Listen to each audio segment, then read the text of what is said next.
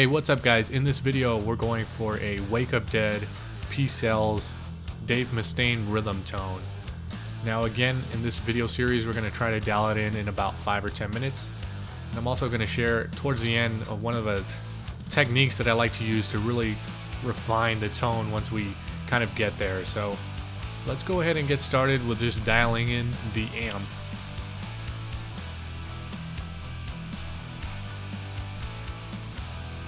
So from the research I've done, I know that Dave Mustaine during this era of Megadeth was probably most likely using some kind of JCM 800 that was boosted somehow. So I would start with just this model on the line 6. Let's have the gain pretty high. I would set it at around 8 or 9. The bass, let's drop that a little bit. 2.5, 3. So the tone won't get flubby. Mids, we can have it at around 5. Should sound pretty good. Treble, let's 7.5. Presence, 7. We can try that out.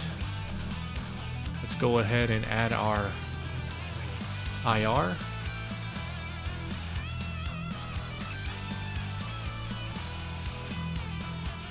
For IRs, I'm using a pack from Ownhammer, which has some kind of, I guess it was a Marshall 4x12 that was used by Guns N' Roses, and they created some IRs for that, so we're using that in today's video. Let's go ahead and dial this one in that says Grit. And low cut, let's have it at around 60. Let's try that for this video. And let's of course add our boost. So let's go ahead and just dial in traditional or classic Ibanez boost. Let's have everything at 5. Just keep it simple. And I know for this tone and this album in particular, there's a lot of reverb on this album, so let's add some kind of room or hall reverb. It's kind of what it sounds like, what I hear on the original record. Let's add some of that.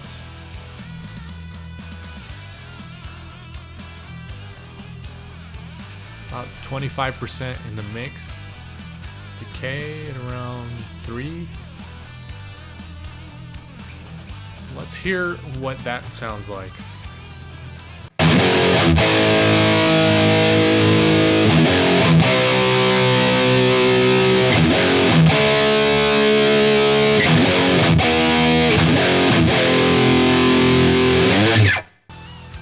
To me, it definitely sounds too dark sounding, so again, let's add some EQ to that. And let's brighten up the sound. Let's dip the mids a bit.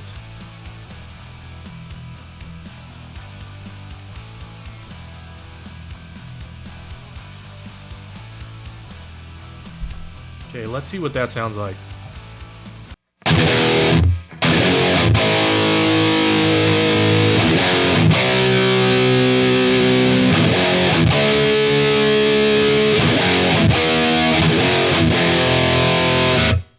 I would say that that's definitely getting a little closer. I would still probably add a bit more reverb. Let's go to about 30%.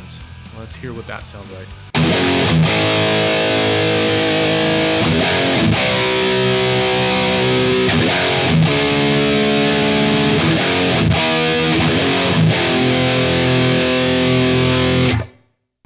I would say it sounds pretty good. I would just, let's add a little bit more gain. We want a little bit, in my opinion, it still sounds a little weak. We want a little bit more aggression, a little bit more overdrive. So let's see what this sounds like once we dial in a little bit more drive.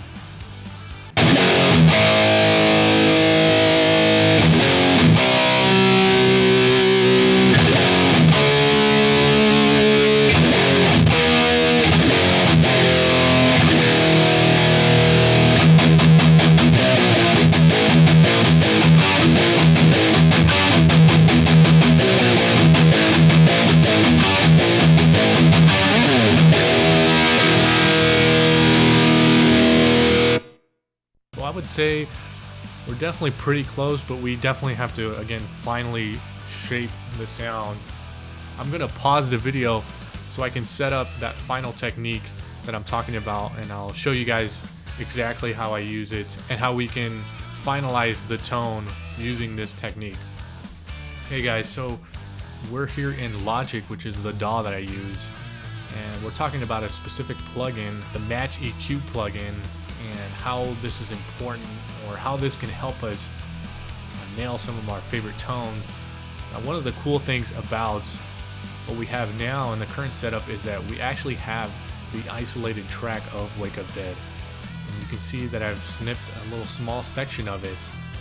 And what I like to do with this plugin is essentially just snip a little of the section that I want to replicate, and I drag that into the reference section. So what the plugin really does is that it analyzes the frequencies of your reference that you're trying to match, and it also analyzes the frequencies in your current setup, and it compensates for the differences. My favorite thing about this plugin is that it gives us a visual representation of the differences, and we can essentially use this visual graph to match the tone or the differences in our tone in the Helix if we dial in any kind of EQ. So we can essentially dial in the EQ on the Helix to match the differences that Logic has analyzed is the difference in the tone that we currently have versus the tone that we want.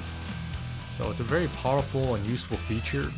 If you don't have Logic, I'm sure there are similar plugins that you can download, but what I really wanted to share was just the technique of using this visual representation and trying to match that in the different EQs that we can dial in on the Helix.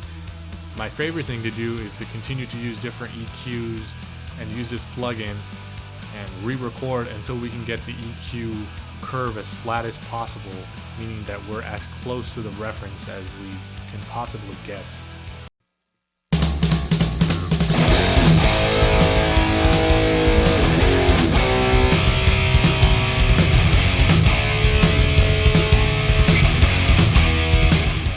Anyway guys, that pretty much concludes this video. If you liked the video, leave a like, comment, and consider subscribing. We release videos like these on a weekly basis, so hopefully guys, we'll see you in the next video.